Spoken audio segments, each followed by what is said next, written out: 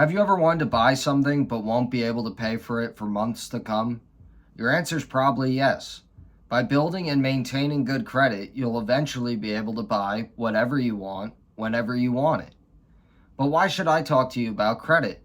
Well, for starters, I am a financial major here at SUNY Ulster studying accounting, but I've also always had general interest in banking, investing, and credit, doing my own research on these topics throughout my life. I also have 2 auto loans, 1 individual loan, and 2 credit cards.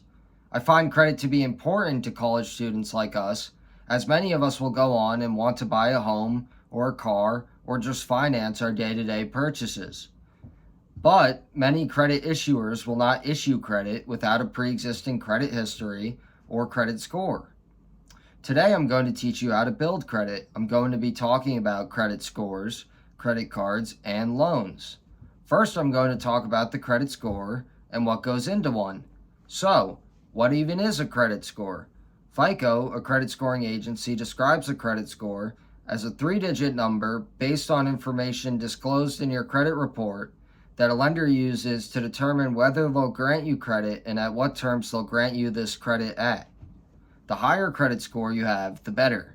It's like in a video game. When you get higher levels, you unlock higher level gear, which is better equipment. In real life, when your credit score goes up, you'll unlock higher credit card limits and be eligible to take out larger loans, which means you'll be able to buy nicer things or more expensive things. With that being said, we all want to know what factors go into a credit score. Thankfully, FICO reveals what their scores are based on. 35% of its payment history, 30% is amount owed, 15% is credit history length, 10% is going to be credit mix, and the other 10% is going to be new credit. With this being said, there are different credit scores on the market, and different credit scores will be calculated using different algorithms that are not publicly disclosed. These categories that I just listed will go into all credit scores and be weighed about the same, which means payment history will always be the most important factor in any credit score, despite where you get your credit score from. Understanding these factors will allow you to wisely use your credit and over time improve your credit score. So let's talk about a credit method, credit cards. For beginners, I'd like to recommend a secured credit card. An article from Business Insider states, secured credit cards are a great starting point for those with no credit or bad credit, as they typically require a deposit that serves as your credit card limit. This will ensure the lender. So you'll give this lender a deposit and you'll get the card. The security deposit, similar to one you may pay on your house you're renting, your apartment, or a car you rent, as in you'll get this deposit back when you move to an unsecured credit card or end the secured credit card line. This credit card is so good for beginners because you don't need a cosigner or any previous credit history to get into one. The security deposit allows them to give you this card. But what good is the card without knowing good credit card habits? Thankfully, Consumer Protection Bureau recommends these actions to keep a good score. Pay your loans and credit cards on time. Don't get close to your credit limit. Credit history will help your score. Check your credit reports and only apply for credit that you need. Let's talk about some of these. Paying your loans and credit card on time is extremely important. A large percentage of your credit score is going to be based on payment history, and that's where that comes in. Paying it on time is your payment history. Second, they say not to use your credit limit to the max. Amounts owed refers to your credit utilization ratio.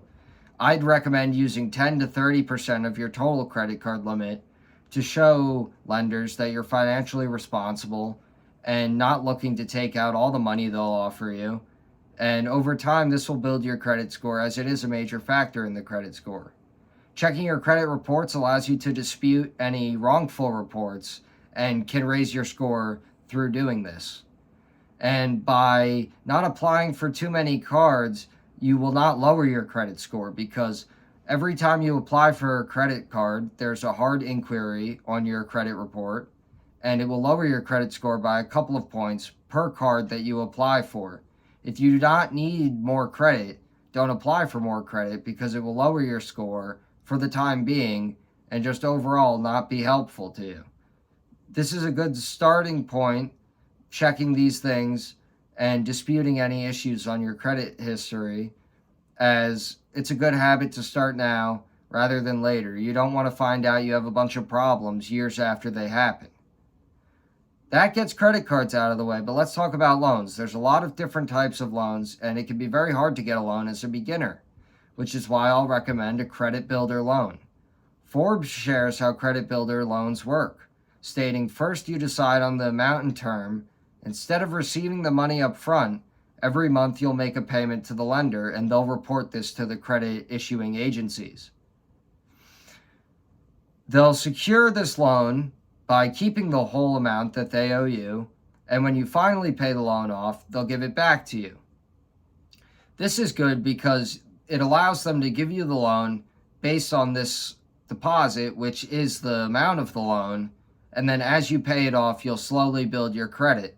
So you may end up paying $1,200 to only receive $1,000 in the end, but in the meantime, your credit will be built, and it will cost $200 to raise your credit, theoretically, with interest rates and stuff.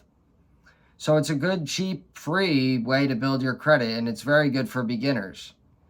Wrapping all of this up, today we talked about credit and a few ways to build it, specifically discussing secured cards, good credit habits, and credit building loans. I hope everyone will make more informed decisions when it comes to building credit, but I also hope everyone else does their own research on credit, as I could only talk about very few things during this time period.